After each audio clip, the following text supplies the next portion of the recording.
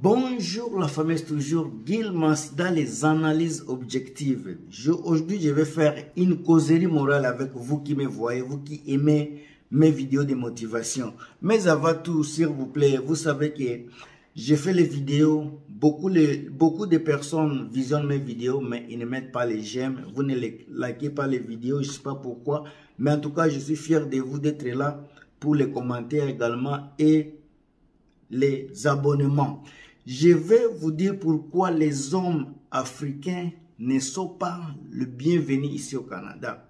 Hommes africains, le Canada n'est pas pour vous. Si vous faites les 5 éléments que je vais vous annoncer ici. Dans la vidéo, je vais vous donner 5 éléments. Si vous vous trouvez dans les éléments là, donc le Canada n'est pas pour vous.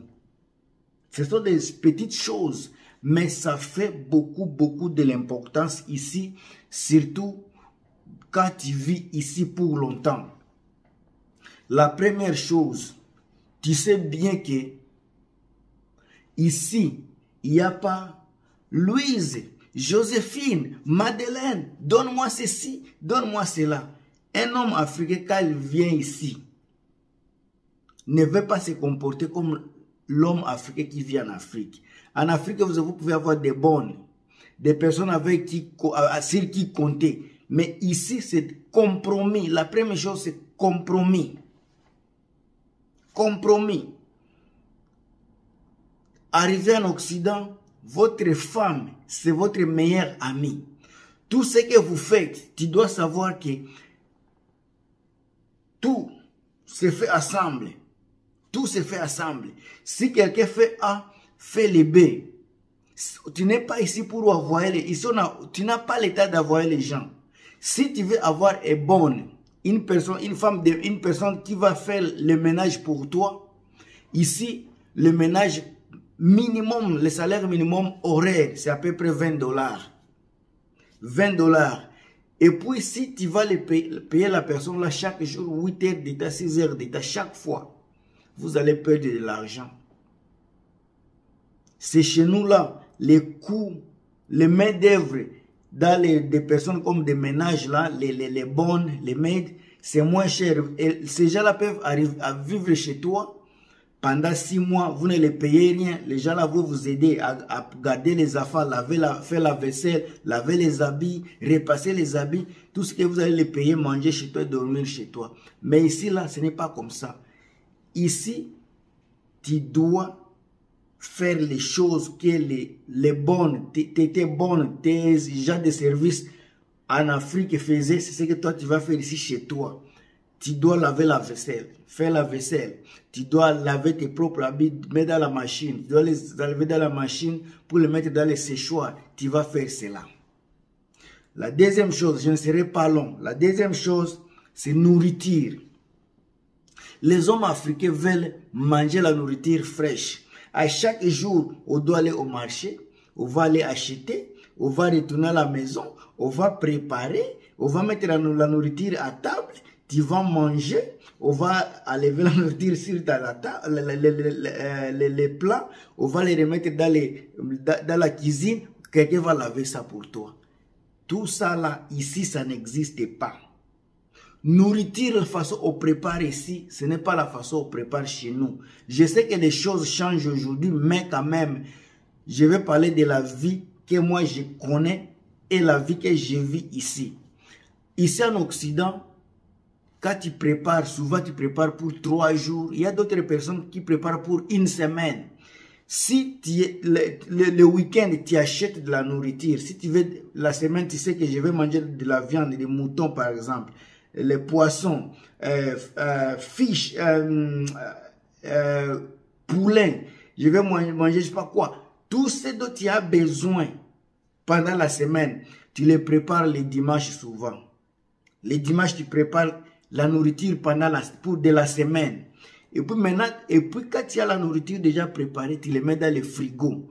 Tout ce que tu fais, si tu veux manger mouton là, tu enlèves la nourriture que tu as préparé, les moutons dans le frigo, tu enlèves la partie que tu veux, tu mets dans les micro-ondes, tu manges, c'est ça. Si le mardi tu veux manger poulet, tu prends le poulet. Si c'était poulet grillé, braisé, je ne sais pas comment tu l'as fait, tu enlèves, tu prépares, tu prends la partie que tu veux, tu manges. C'est comme ça. Les affaires là où on doit aller au marché, on va acheter ceci, on doit retourner à la maison, on va préparer. Encore demain, on va faire la même chose. Encore le lendemain, on fait la même chose. Mes chers amis, n'oublie pas que tout le monde travaille. La première chose que j'ai dit, des compromis. Ta femme travaille, toi aussi tu travailles. Vous tous, vous êtes fatigués. Vous tous, vous êtes fatigués. Ce n'est pas seulement toi, homme, qui est fatigué, ni la femme. Vous êtes fatigués ensemble. Si vous partez au travail au même heure le matin, dès que vous retournez à la maison, il y a quelqu'un qui va préparer, l'autre va nettoyer la maison. Celui qui prépare, par exemple, quand vous finissez, c'est l'autre qui va faire la vaisselle. On s'entraide comme ça. Il ne faut pas être l'homme de la barbe là qui commande. Ici, ça ne marche pas. Il y a beaucoup de personnes qui dorment dans le froid, qui sont devenus des colocataires et ont laissé les enfants et leurs femmes dans leur maison puisqu'ils ne veulent pas de compromis. Même chose avec l'ouverture des frigos.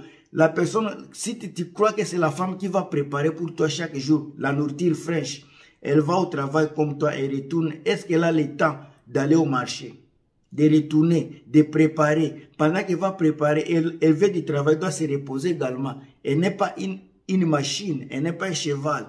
C'est le compromis qui marche ici au Canada. Je ne le fais pas juste pour faire du mal aux hommes, mais c'est la réalité. Les femmes qui font des compromis ici, ce sont les hommes qui font des compromis ici, pardon, ce sont les hommes qui résistent dans leur foyer.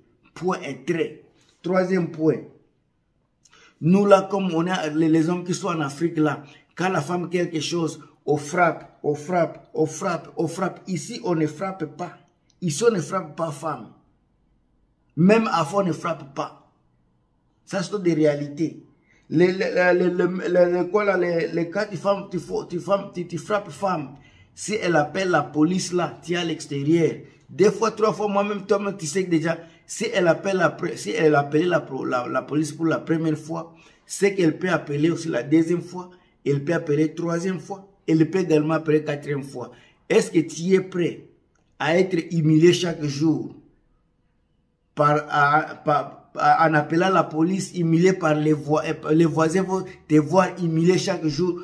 Pourquoi? Parce que tu as frappé femme. Tu l'as frappé pourquoi? Est-ce qu'il n'y a pas un moyen de résoudre les problèmes de la maison doucement, avec douceur? Tu frappes femme, car si c'est ça qu'elle n'est pas capable de retourner, de te frapper, la seule façon où elle va se protéger, c'est appeler la police. Oh, je ne t'ai pas dit, il faut être prudent. Je suis en train de vous parler de 5 choses qu'il faut laisser, qu'il faut connaître en tant qu'homme avant de venir ici. Quatrième chose, je vais parler d'infidélité. L'infidélité là, dans quel sens? Ce n'est pas seulement ici que l'infidélité se fasse. Ça peut se faire partout. Il y a les gens qui sont nés avec l'infidélité dans leur corps. Là où ça devient grave, c'est quand tu fais l'infidélité et que tu portes une maladie que tu vas amener à la maison. Maintenant, quand tu as la maladie, ça peut être une femme, ça peut être un homme. Quand tu as transmis la maladie à ton prochain, vous irez maintenant à l'hôpital, puisque si tu sais que tu n'as pas fait l'infidélité, donc c'est l'autre qui l'a fait. Maintenant, quand tu fais l'infidélité et tu sais que c'est l'autre qui l'a fait, tu crées déjà l'insécurité dans votre foyer, tu crées déjà des problèmes. Donc les foyers, tu commences à briser, toi-même tu brises les foyers parce que à cause de quelques secondes de jouissance, le foyer est brisé. Si tu es malin, il faut savoir comment faire ton malin également. Moi, je ne vais pas beaucoup parler. Celui qui a les oreilles pour attendre, il a compris. 6e point, harcèlement aux femmes. Toi, tu as épousé une femme, vous allez au travail le matin, vous retournez le soir, vous êtes tous fatigués. Il y a des fois où, toi-même, garçon là, tu n'as pas besoin de femme. Mais quand la femme va te toucher, tu vas dire, ah, je suis fatigué, il faut dormir. Maintenant, les jours où toi, tu as besoin, C'est là où il faut, la femme là doit te donner, Le jeu va refuser. Quand elle refuse, tu veux forcer, même si c'est ta femme que tu as épousée avec plus de 10 enfants. Ça, c'est déjà harcèlement. Ici là où moi je suis, je ne sais pas là où les autres sont. Ici, dans les pays où je suis là, même pour toucher pour avoir par exemple des rapports avec ta femme, tu dois la demander. Si elle dit oui, maintenant. Si elle dit non, tu ne peux pas forcer. Si tu forces, oui, c'est votre femme, peut-être tu vas forcer une fois, deuxième fois. Le jour où elle va se fâcher, elle va se venger, tu vas regretter. Ce sont des réalités, tu vas regretter. Ici, quand la femme te dit non, c'est non. Que ce soit ta femme, que ce soit ta copine, quand elle dit c'est non, il faut savoir vous retirer. Quand elle dit non, il faut accepter son non là. Ça, c'est la réalité. Oh, je n'ai pas dit, je t'ai dit. L'autre, la dernière fois, moi, je parlais des 5, mais je vais vous donner peut-être le bonus qui vient sur le point parental. En tant que couple, vous pouvez avoir des enfants. Ce n'est pas seulement quand la femme veut te dire quelque chose, va voir ta maman. Va voir ta maman. Dis à ton père. Va voir ton père. L'éducation est pour tous les deux. Il ne faut pas laisser l'éducation à la tête d'une personne. Quand la femme va échouer, c'est toi qui vas toujours montrer, pointer les doigts à votre conjoint en disant que c'est à cause de la personne là que votre femme a échoué. Ici, la femme n'a pas des oncles. La femme n'a pas de grands-parents. La femme n'a pas de tantes. Toi, tu es son père, tu es sa mère, tu es son oncle, tu es sa tante, tu es le cousin, tu es le neveu, nièce. Tout c'est toi. C'est vous les parents qui jouez tous ces rôles-là. Quand la femme a besoin de vous, donc si tu veux toujours dire que va voir ta maman, la maman là, elle sera surchargée à un moment donné et va voir que même si tu n'es pas là, elle est capable de gérer la face à toi. Donc, tu n'as pas l'importance d'être là. Quand tu fais toujours, va voir ta maman,